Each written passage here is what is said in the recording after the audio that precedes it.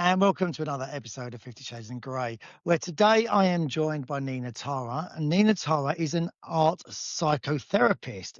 Nina, thank you so much for joining the show and welcome. You're very welcome. I'm really glad to be here.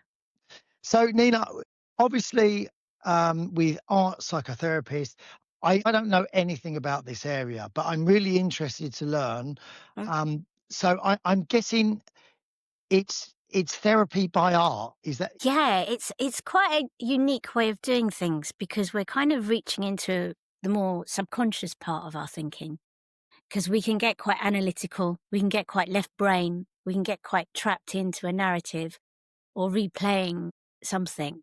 But when we're using the arts, whether it's art or music or movement, because I do, I vary it, we can actually reach another layer that's underneath, and then we kind of shift into the right brain. So we're offering ourselves possibilities as well as acknowledging the fact that something traumatic has happened. We're also allowing that sensation, that movement, that feeling to move through the body, because we forget that it's not just you know um, you know experience that's happening up here, but it's also happening in your body. So we kind of do it, we call it the bottom up. It's a bottom up process. So feeling it before we can process it. so? Obviously, on this show, we deal a lot in relationships and dating, and you mentioned trauma there. So, does that come under the umbrella of sort of coming out of relationships, or maybe losing someone from a relationship and getting themselves in a position to move forward? Yeah, I think it's really interesting. Like trauma, people think trauma needs to be something really big, something really impactful. And actually, divorce or separation or bereavement, whatever it is big. Because when you Mm. think about it, you spent your a length of time in a role, and then you're not in that role anymore, and then you're kind of realigning yourself. You're trying to redefine yourself. You're trying to find yourself. So I think it's quite tricky. I don't think it's not for me to judge whether it's traumatic for anyone. I think the individual knows from where what they're going through and what they're experiencing. The level of trauma that they're feeling. I wonder if, and you mentioned divorce there, if people, Mm. because that's a very stressful time for people, obviously going through that, and especially if they've got kids and everything else that goes with divorce. Mm. Is Do you think people don't associate stress and trauma together, but they're in fact part of the same package? Yeah, I don't think anything exists in isolation. We don't exist in isolation. We're such layered individuals, aren't we? I mean, divorce, moving house, and bereavement, I think, are the three main stresses that you can go through. Um, and divorce on its own, it's like rewriting your entire life. And a lot of the both male and females that I know, may be getting divorced after being in a marriage after 20, 30 years. And then you're kind of trying to find out where you fit in the world. You're trying to Yes. find out where you fit in your world. And I think sometimes people rush into seeking companionship or partnerships, but actually, it's probably the most sort of vital time to kind of pause and then do some self inquiry. Because something, about attachment styles, we look at our own attachment style. Am I anxious? Am I avoidant? And then kind of do that inner work so that when you do finally come back out into the dating scene, whatever that looks like for anyone, um, you can come at it differently.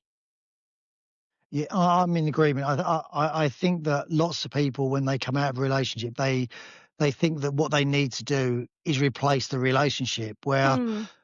I think a lot of the times, over the period of time they've been in that relationship, they've not lost their self, but forgot their self because they're with someone else as well. So I think finding yourself again is quite an important process before you then meet other people. Yeah. And I'll be honest, my story myself, I was in a 32-year-old marriage, and then there was divorce. And I did have that moment when you go, oh, Christ, maybe I should just try and get back with him. And I had to ask myself the question, is it? what am I missing? Am I missing the things that he offered me, or am I missing having somebody that was helping out around the house? I had to get really sort of sharp with myself. And when I kind of loosened that a little bit, unraveled that a little bit, and it was like, actually, it just means that I have to step up my game a little bit more, and So actually challenging myself meant I can do it.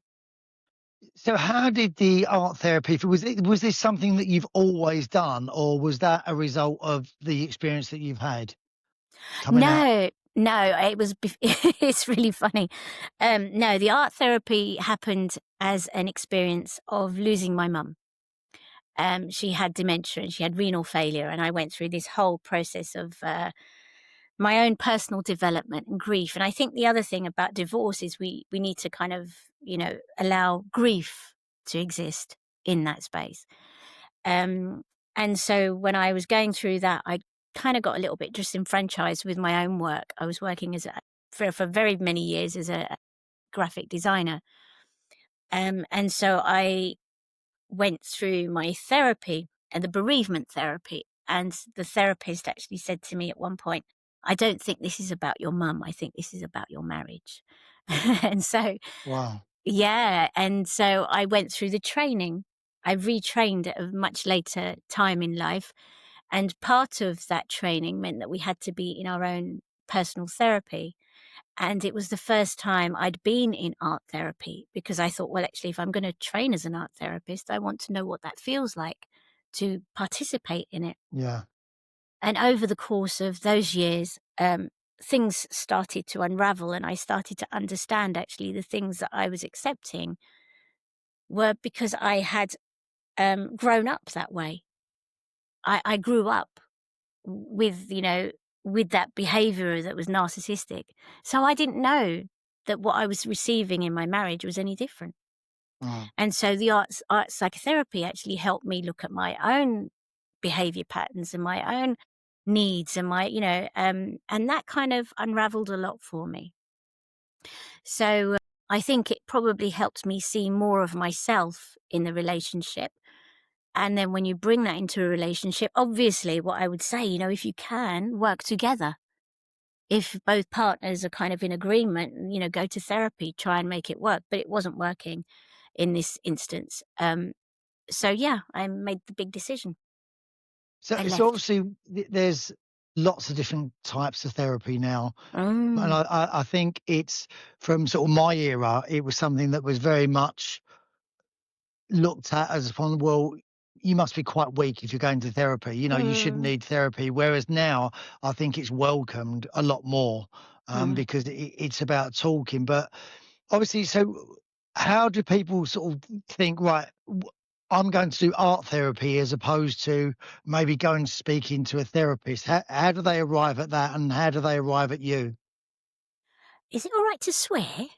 Of course you can. I did choose not to because of my job. Okay. Well, I think basically my understanding of it personally, I can only speak from my own personal viewpoint and some things that I've heard from clients is when you get fed up with your own bullshit. You literally get fed up with your own bullshit and you're like, I really need to sort this out. I really need to sort this. And so then you dive in. I often say to people like, come on, let's roll up your sleeves. Let's dig deep. And that's really what therapy is about. It's not about fixing anyone. It's not about fixing the other person. It's about let's dive deep. Let's ask those curious questions. Let's look at your childhood. Let's look at the things that you grew up with that made you believe that this is all that you can have. The micro experiences that ended up being so macro that you live like that now, you know? So, so in terms of sort of, so how I would interpret it, if I was thinking, right, I'm going to do therapy, I need to speak to someone. I need to take some therapy. If I looked at art therapy, and I thought, do people sort of look at it and go, well, I'm crap at drawing, so that's no good to me. So how do they arrive at art therapy, though? How do people go, "Well, I'm not very good at painting, and I'm not." Is it something Uh, that's recommended to them, or is it something that they just think, "Well, I like a bit of art, so I'll go along and do that"? yeah, it's a mixture, I think. I think a lot of the adults that I work with have found me through Instagram, or they found me through the other platforms, other websites. But it's interesting that you're talking about art because, like, if we step back to being into secondary school, that's probably where we start losing interest in art because we're where it's taught in school, so it's like a competition, and it has to have a narrative, and it has to have an aim. And also in secondary school, we don't make so much art as we did when we were in primary school. So it kind of gets drummed out of us at an early age. So when somebody comes to me, I do invite them to be more curious with the materials. Um, and often we'll be speaking, we'll be talking while they're making. And sometimes I will make alongside someone. And if somebody's having a really, really tough time, I will make for them. We'll be talking and I'll make. So that was going to be my next question is Hmm. what does a session look like? Is it in a group environment or is it in one-to-one or just depends on the situation? Yeah, I think it can be anything. A lot of the people I work with, it's individual. I have done group works, but group work is very different because, Mhm. group work is like family. It's like a family system. So people will be supporting each other as well. But on one to one, it's just me and the client and the art. So what does that look like? So if I came in, um, and I said, "Hi Neil, I'm Elliot. It's the first time I've been here." You know, do we get pens? How does it work? Do you get pens and paper Yeah. out straight away and just say, Well, "Draw me well, something," or no, not at all. No, not at all. It's a collaboration. It's a co-created space. Usually it's an assessment. We'll have an assessment where somebody gets a chance to kind of say, this is what I'm going through. This is what I want to work on. Actually, I don't even know what I want to work on, but this is what I'm experiencing and I need some space to have an outlet. And so we'll have an assessment. And then the next time we see each other, either if they're seeing me in person or they're seeing me online, I'll encourage them to have certain materials. It might just be pen, paper, it might be felt tips. And we generally start with a doodle game. It's a something that was created by Winnicott. A squiggle game. So I'll invite people to, squiggle all over the page and then color in because actually what I'm encouraging people to do is create a shelf for themselves. And it's so much you know you can reach different depths when you're creating because you're using both sides of your brain. You're using your right uh side and your left side, and that can open up different curious spaces because often myself when I've been in my own art therapy, I'll be overthinking something and then I'll be making something and then it'll be like, oh, that's the solution, right? But I've been missing is somewhere in between, and I've been fighting this side, and I've been fighting with that side, and it's in the middle, you know? So do you ever look at the work yourself and sort of try to process what you think the other person is going through in order to help them? Are there common things that people will actually draw or shapes that they will draw that sort of would suggest that a certain trauma that's going on in their life then? Well, it doesn't really it's not indicative of the trauma. It's kind of, helps us to see the places that they're stuck in. For instance, it can be as simple as we do have a reflection period at the end, because it's nice to be able to bring the art in and make space for that as well. Um, and often, we'll turn it around and see it from all angles. And then often it'll be, oh my God, when you were talking about that, that kind of reminds me of like the fact that you've got three or four shapes there. And it kind of makes me think about the people that you were talking about and who is that? How big are they? How small are they? So we kind of give it space in the room like that. And it offers up a lot of conversation. It offers up a lot of reflective spaces. Excuse me. And do you find now it's interesting that you say that you do this online as well. Do you find like with the introduction of that medium, especially since sort of the COVID days, a Mm. lot more is done online. Do you think people feel a lot safer doing things online, or do you find that it's a different experience when you're one to one with them? It's an entirely different experience one-to-one. In the studio, it's completely different because you can, also think about energy.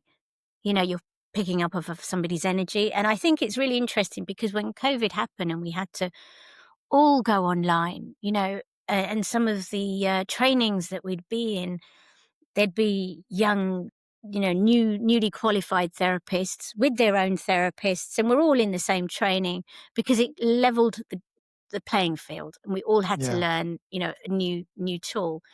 Um, but obviously being in person is very different because you're noticing the little nuances. And having done some training now, I have to be extra sharp because you can't see how my legs are moving. You can't see if I'm like bouncing my leg around, where I can see that in the room and I'll know that somebody's feeling quite overwhelmed. So working online, it means that I have to kind of be extra noticing the things like breathing or eye movement, or even just a conversation where it will stop all of a sudden. So being able to pick up on something like that, to be able to say to somebody, "Hey, what happened? Where did you go? Did you want to share?" So I think being in person is obviously very different, but I think the thing about it being online is it gives people more access because not everybody can travel to where I am, and I can Exactly. be Yeah. seen because I've got clients in Europe. I had clients in the US. So it just meant that it makes it more accessible. Yeah. I think that that for me, I think I don't know if there'd be a degree of feeling safer if I was online almost because you're in your own home. So you feel like you're not leaving home to go somewhere. So I think it might feel sort of a bit more impersonal in a personal way, if you understand what I mean, where Yeah, you yeah. feel safe. Yeah, absolutely, and then there's something there to work on, isn't there? What makes it feel so safe for you that you have to stay in your environment, that you feel a bit more seen if you're with me? If you're in this environment, you'll feel more seen. So there's something else to explore because I've had that too, where clients have wanted to be online and then eventually we've come in person. And then on occasions we have to be online and they'll be like, "No, actually, I really prefer being in person."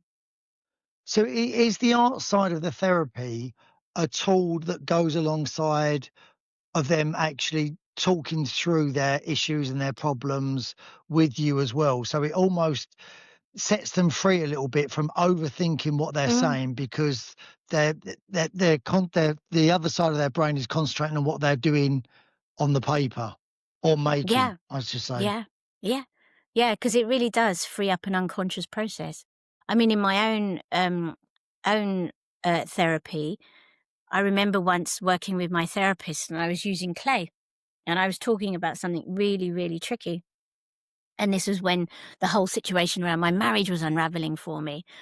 And I remember making this piece and suddenly became aware of what I made, and then I dropped it on the floor. And it was like, it just unlocked something for me, So it can be, and also it's not just about the making of the piece. Sometimes it's about the movement of the piece. Sometimes it's the way we're breathing. And the other thing it is coming from the left to the right brain. We're also looking for regulation because when we're talking about something highly charged, we're going to be really overstimulated. We're going to be really charged. So we also need to kind of think about the nervous system and how to be able to create, a space of calm so we can breathe a little easier so that we can access some of this information. And also with we obviously the other side of my job is education as well. I'm in education. I'm a teacher, so seen through, and I'm at primary level, and I see a lot of the children coming through now, and there's been a big change in children, and a lot of our followers on the show are in that stage of midlife where they've all got young children. Mm. And are you seeing, because there's a lot more awareness about autism and all different spectrums now, are you seeing that your client base has become a lot younger and involving children with this method of therapy? No, I have worked with really young children, but I kind of moved away from that, and I work with more teenage years and adults. But I think what's interesting about the younger children is that they're so open to creativity. they're so open to kind of being able to explore through movement, through dance, through play. You know, I've worked with little children where we're playing hide and seek under tables and things like that. And then I've worked with teenagers where we've sat under the table because they're feeling so overwhelmed. I've worked with adults where we've sat on the floor. So I think, um, you know, linking it back to what you were saying about people being divorced and things and neurodiversity, I think all of this was already there. I think we've just become more aware of it because we have Yeah, access to the internet. And a lot of the children I see self-diagnose. I don't always think that's a good idea, but at the same time, there's comfort in knowing, oh, that's how my brain's working. yeah, Okay, that makes sense. I'm not, you know, um, because I think it's really hard in schools. You just sharing your a teacher is that, you know, if a child is dysregulated and being, you know, behavior in the classroom and they're tapping on the table or they'll throw stuff. A lot of the times when I've seen children like that is because they're either autistic or ADHD, and actually they're geniuses.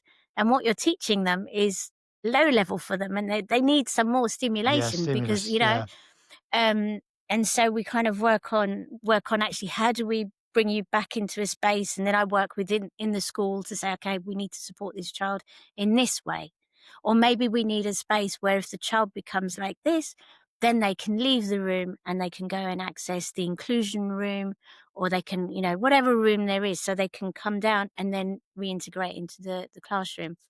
So, and this is what I mean about we're so layered, but yes. we're asking children to fit into these really narrow little boxes. Where actually, if we expanded those boxes a little bit and involved or included some of this stimulation and movement, you don't know where we'd be, you know? It's really interesting actually from what you were saying earlier on, because it is when we're young, we spend a lot of our time with sort of colouring pencils, pens Mm. and felt tip pens and drawing, and then you carry on into secondary school if you take art, but then when you get to sort of adulthood, unless you're in a profession that actually does drawing, not many people draw anymore, do they? So do you find a lot of the adults that you have in your therapy sessions do say, "I used to love drawing when I was a kid, and I don't know why I stopped." It's quite interesting actually, because one of the things I was gonna say is we make the assumption that every single child has access to art materials at home. That isn't true. They do have access perhaps at school. Um, And then over time, a teacher might have said, "Oh, no, do it like this," or "No, that's no good, rub that out."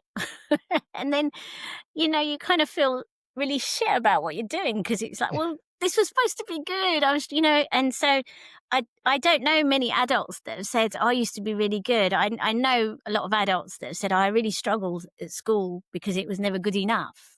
Yeah. You know? I think it's marked a lot. I think it's got a lot better now, I've got to say. I think that was sort of when I was at school, it was like that.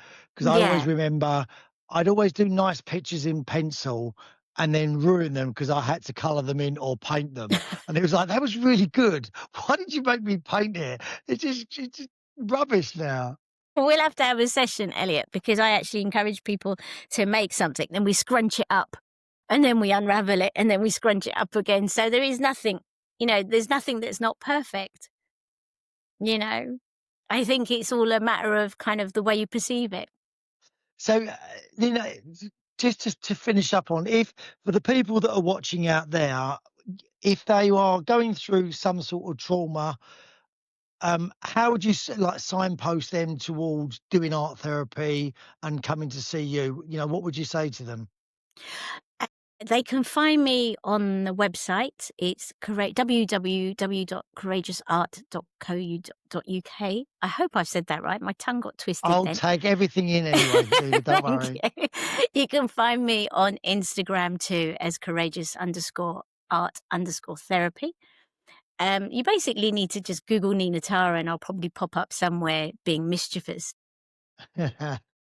But, you know, also there's the BAT website, BAAT, and there's also the BAANT website. I'm also on there. Um, so yeah, there's loads of places you can find me. So, but for someone that's like sitting there watching this and thinking, well, I'm going through some stuff. Is that for me? And I know there's not a checklist of sort of like, well, if you're not Mm. sleeping, you should be coming, and if you're, overthinking. But what would you say to people, like, for people if they're thinking about therapy, that it may, this would probably be good for you? Are there sort of signposts for them that they could think, well, actually, that may be for me? Well, first and foremost, I'd say that if you are struggling with sleep or eating or anything, that looks like depression, definitely go to your GP because I think that that'll be your first stop to be able to get some Mm, immediate support. And also reach out to friends, family, because I think sometimes, and I'm talking personally now. I remember when I went through all of this, my world shrunk. I yeah, just shrunk my world down into a tiny little bubble, and only a few people had access to that. I was very fortunate that the people that had access to that were also, the ones that I needed at that time. So that's the first thing I would say, is reach out to your closest connections because, you'll be surprised at how many people um, do understand, and if you really feel, like, okay, I'm ready, I want to go and explore. I think you'll know. You'll know. yeah. You'll have the agency. You'll have that. Well, that drive. Because I think when you first are going through divorce, and whether you're the one that's instigated it or whether your partner has said to you they don't want to be with you anymore, they want a divorce, you have to also allow for grief. Yeah. Grief has to exist because you're the loss of your world, as you said. Many people have been married for years. And then your world turns upside down, and it's about reorientating yourself.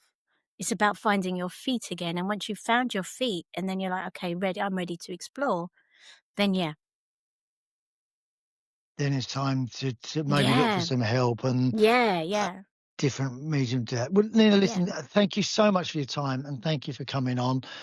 Guys, you can find Nina. I'll put all Nina's links in on all the posts and at the end of the podcast as well.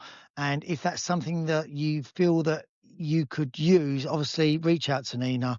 Yeah. Um, and she'll be there for you. Nina, thank you so much for coming on Fifty Thank you, Shades Elliot, for and asking me. I Grey. really enjoyed it. Thank Oh, you. it was lovely. Guys, make sure you subscribe, make sure you follow, and we look forward to seeing you soon. Take care. Bye bye. Right, stay there, Nick.